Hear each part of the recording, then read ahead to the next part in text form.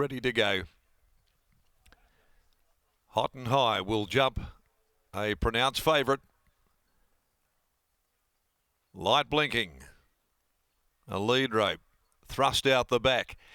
They're off, they're racing. Pygmalion Dwelt missed it about 3/4 to a length. Dropping back also Jimmy Angel after the start. Sip of Romance won the break. Call Me Invincible. Driving through on its inside and will lead them.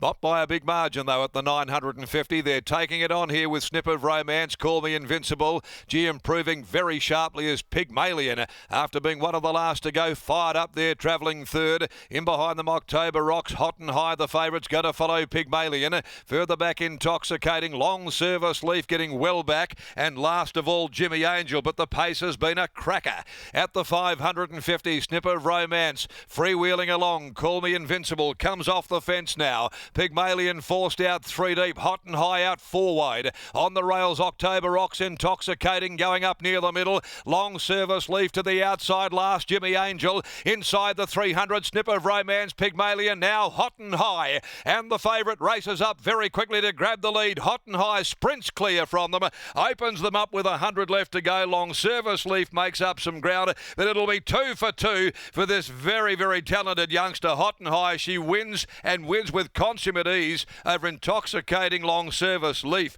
Then Jimmy Angel, Pygmalion was next home weakening. October Rocks, Call Me Invincible couldn't go on, and the pacemaker Snip of Romance has dropped out to run Stone Motherless. Well, she certainly had tongues wagging at Northern when she stepped out in the Avon Valley for her first run. And today she has certainly just underlined her growing reputation. 2 starts, 2 highly impressive wins. A 2 darn hot filly from High Conviction for Brett Fogarty, trained by Dion Luciani. And over the final stages, given an armchair steer by Lucy Fiore, beating Intoxicating Long Service Leaf. Pygmalion might have just held forth on the inside, missed the step, and then rapidly improved after the start. But it's all about Hot and High here in the opening event for the day. Into 175, she justified the firming quote. Intoxicating finishing second. Clint Johnston Porter for Simon Miller. And Long Service Leaf, Brad Parnham, third home. Pygmalion did get the nod for fourth in the pick 4. 6, 7, 1 and 2 are the numbers. 6, 7, 1 and 2. And certainly she has got a bit of X factor about a Hot and High at this early stage of her career. She picked off a maiden so impressively. At a first city start today, she has probably gone even better. 3 lengths by half a length the margins. They've run 1:10.91. They were shooting the lights out early. Snip of Romance and Call Me Invincible. And they've run that time of 1:10.9. Intoxicating, the runner-up, number 7 by Kermadec from Contamination. And Long Service Leaf's a long leaf enshrined 3-year-old.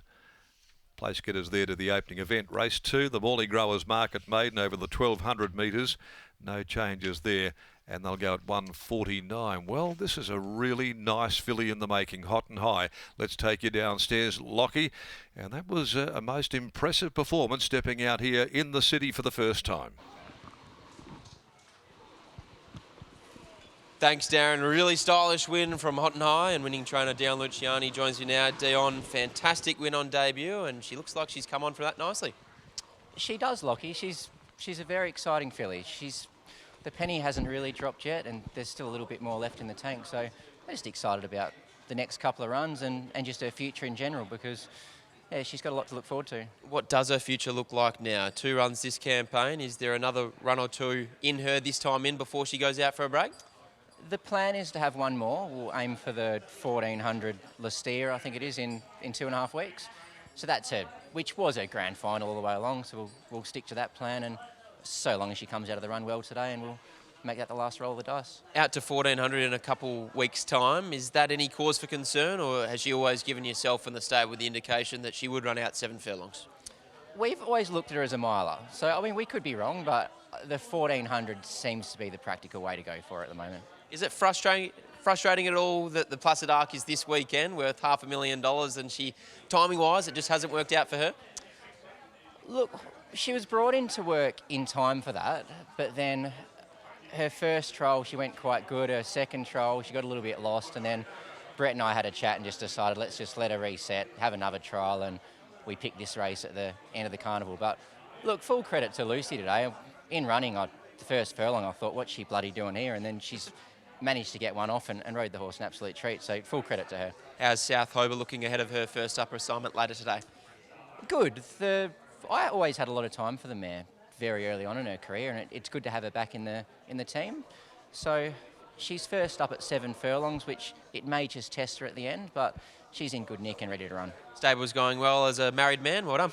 Cheers, Lockie. Thank you. There's Dan Luciani, and here's Lucy Fury. Who's also been riding well since getting married. Lucy, we were just talking about this filly. Obviously, Chris rode her first up, and I remember when he got suspended the other day, he was pretty disappointed about missing out on this one, and you can see why.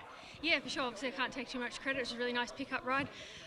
Unfortunate for Chris. I'm sure he'll be back on, but yeah, she's lovely. Got a very push button. Did a lot right.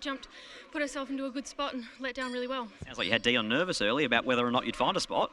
Yeah, she jumped great, and it was going to be 1-1 for a second. Everyone kept digging up. Thankfully, she was able to drop back in, and Dion had said just try not to drag back because she can get a bit lost. And so didn't listen to that, unfortunately, and then we got in. But thankfully, she had a heap of turn of foot and let down well. Sounds like their plan is to go to 1,400 metres with her next start. Will it worry her at all? Not off that. She settled really nice. Congratulations, well done. Thank you. There's Lucy Fury combining with Dan Luciani and the too darn hot filly Hot and High, taking out race 1 here at Belmont Park.